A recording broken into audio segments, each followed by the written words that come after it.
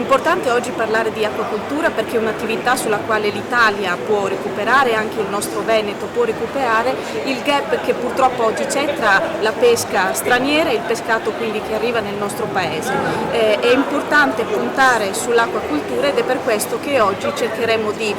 prospettare delle iniziative e delle politiche per il futuro.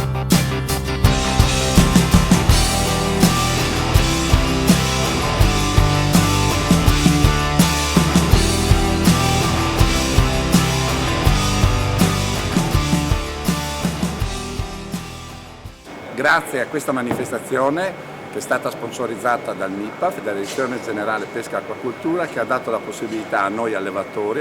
di pesce, di far vedere che cosa facciamo e di dire che potremo essere un importante aiuto per sfamare 9 miliardi di persone nel 2050 con un pesce sano, sicuro, buono e alla portata di tutti.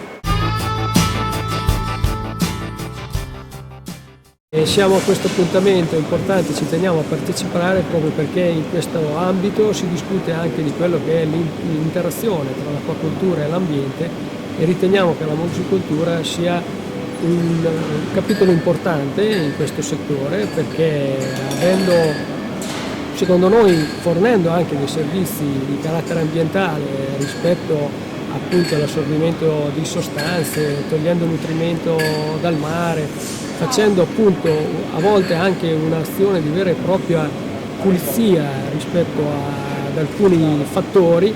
io credo che sia un ruolo importantissimo. La molluschicoltura in Italia è diffusissima, abbiamo un prodotto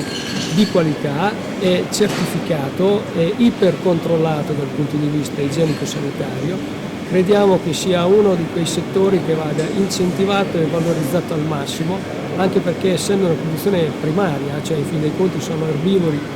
i molluschi e quindi arrivano alla base della catena alimentare, per noi è fondamentale incentivare questo tipo di attività.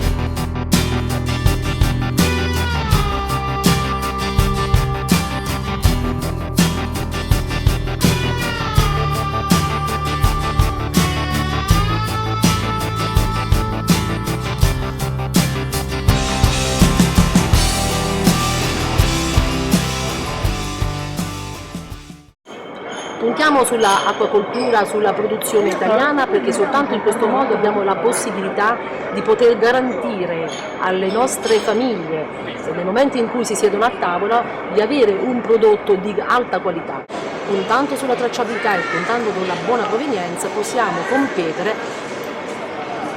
rispetto ai paesi, rispetto alla produzione estera perché il prodotto italiano di qualità più alta ha sicuramente anche un gusto superiore e maggiore e quindi con un prodotto che viene da una pesca sostenibile dal punto di vista ambientale, dal punto di vista sociale, soltanto così noi possiamo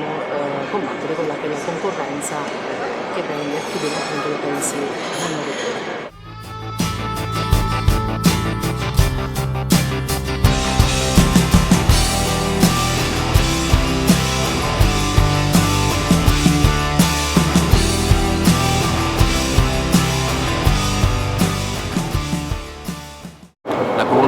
Sicuramente è una potenzialità per il nostro Paese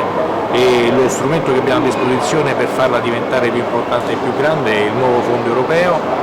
creando consapevolezza nei consumatori, creando consapevolezza nei produttori e soprattutto creando una regia centrale. Credo che potremo andare molto avanti in questa promozione e far sì che l'acquacoltura possa garantire nutrimento all'Italia e anche in piccola parte al pianeta per il prossimo futuro.